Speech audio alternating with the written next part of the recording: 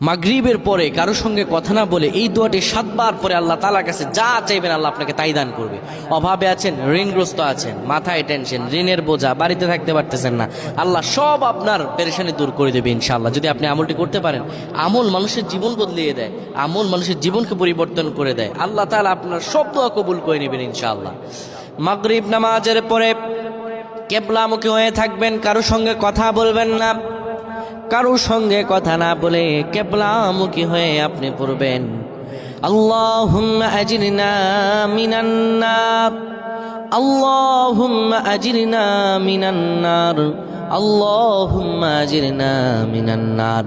যদি এটি আপনি মাগরিব নামাজের পরে কারো সঙ্গে কথা না বলে পড়ে 7 বার পরে দুটি হাত তুলে আল্লাহর কাছে দোয়া করেন, আল্লাহ জাহান্নামের আগুন থেকেও বাঁচাবেন এবং আল্লাহ আপনার সব দোয়াগুলো কবুল আর মঞ্জুর করে নেবেন। আল্লাহুম্মা আমিন।